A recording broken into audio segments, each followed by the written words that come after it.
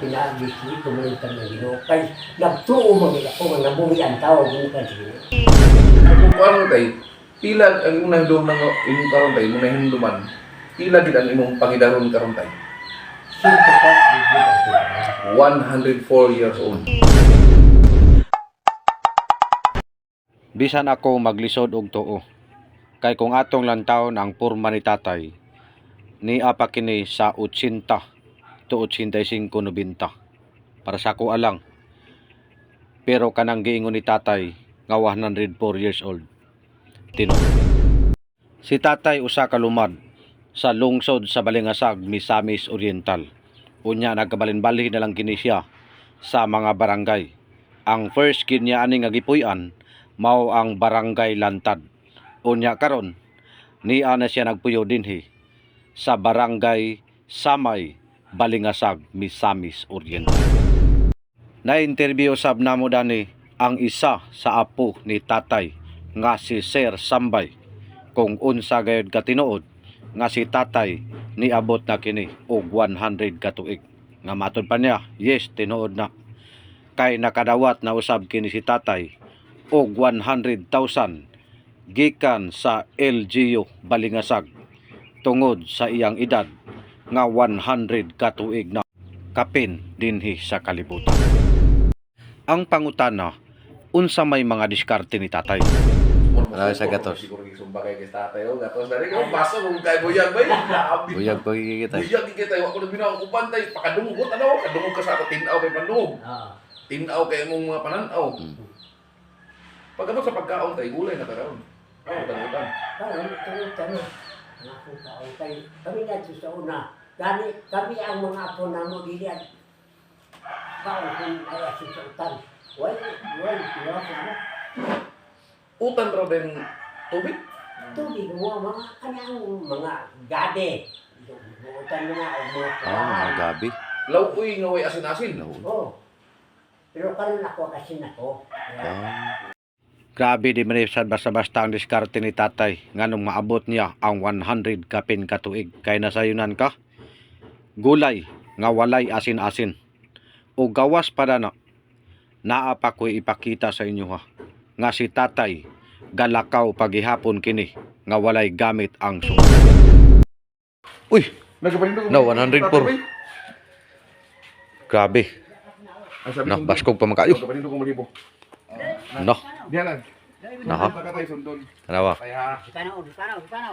wait lang tayo. Tanawa 100 kapin ang edad. Go tayo lakaw tayo. Panahon. 100 kapin ang edad. No.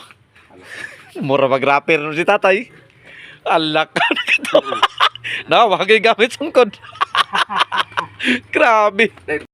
Okay, klaro gayud pag-ayo sa akong amigo nga si Rintoms TV nga si tatay mulakaw nga walay gamit ang suka. So guys, ngayon kasama ko si Tatay Gregorio. Si Tatay pala ay nasa mahigit 100 taon. Pero tingnan nyo guys, tingnan nyo si Tatay. Mas mabilis pa maglakad sa akin. Oh, yun oh. Tay, pasok tayo tay. Dito tayo tay. Pasok tayo tay. Alright. Tanawa si tatay.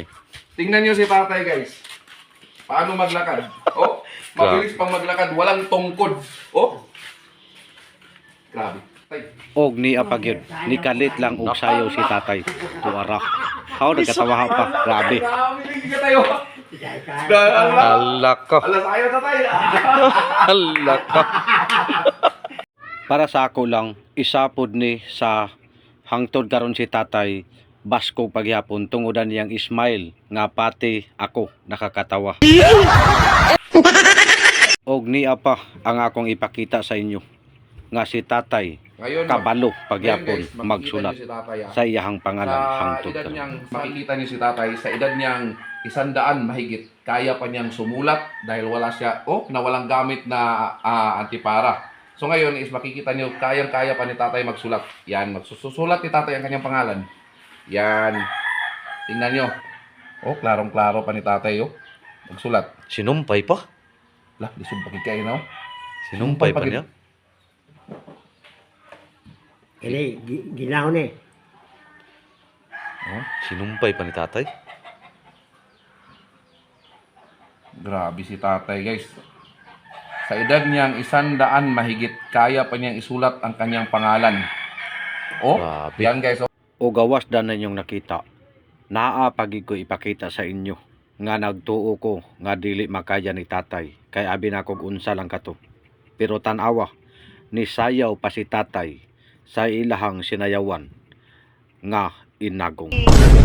So ngayon guys, ating masasaksihan na kaya pang sumayaw ni tatay.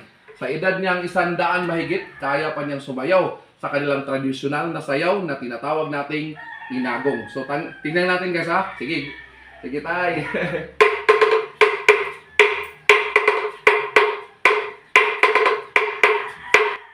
Grabe, mura magsayaw sa 60 anyos. Pero sa wala pa masayod si Tatay Gregorio naa na ang yang edad karon sa 104 years old. Grabe, unya dayon ang yang diskarte una ang Ginoo, salid sa Ginoo ampo. Unya dayon about sa pagkaon, gulay, mas may daghan ang gulay. Unya dayon relax, dili magpalabi sa problema. Unya dayon ayaw kalimot sa pagpa-smile. Unya dayon kung mulabay manggaling ni si Muhangol karon, palihog na lang po share, follow para makita po sa uban. God bless sa inyo.